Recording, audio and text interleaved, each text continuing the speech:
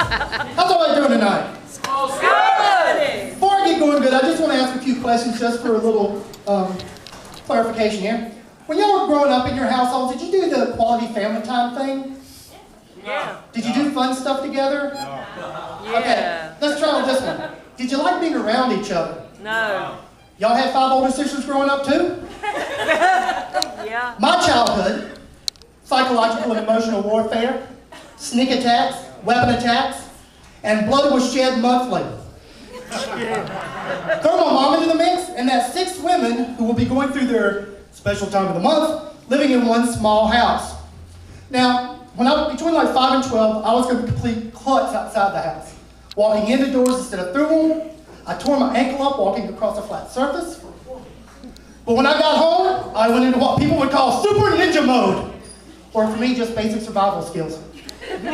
Move quietly? Yeah. Hide in plain sight? Lots of practice on that one. Speaking, anybody know that show Survivor Man? Yeah.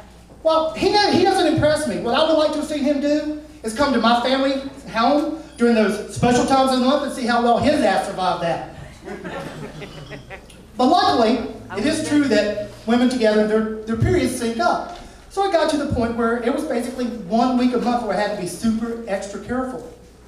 And I tried not to do anything to set them off, but there were always little things. Me leaving the toilet seat up. Me breathing. Me having a penis.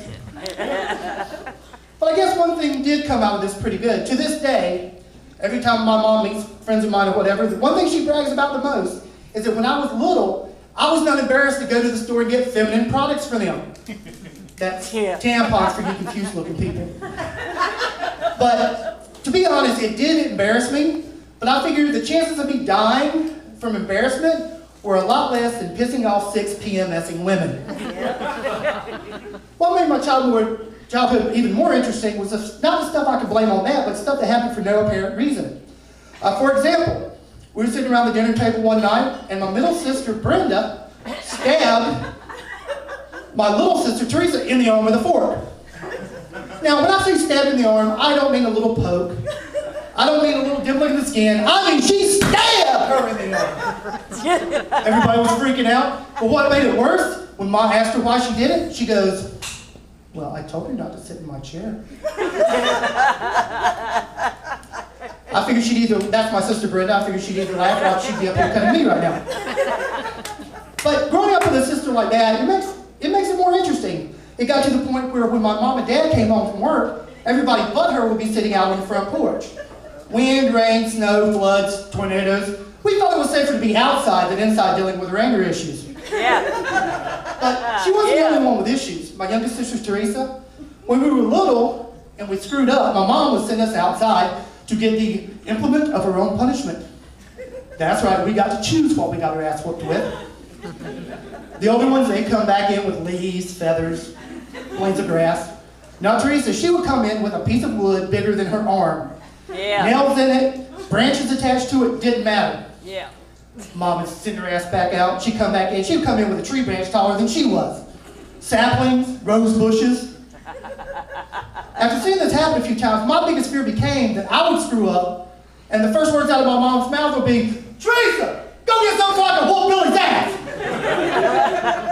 Next thing I know, boom, door comes flying open, and she comes in dragging a 10-foot tall Douglas fir tree behind her.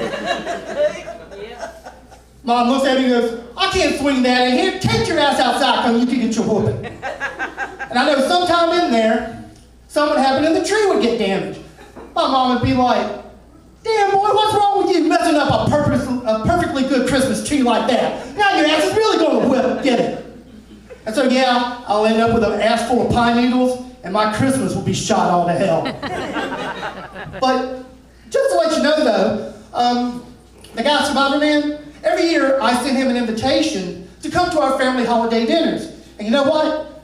That pussy never shows up. Yeah. Thank you, Dad. Billy Coley, thanks.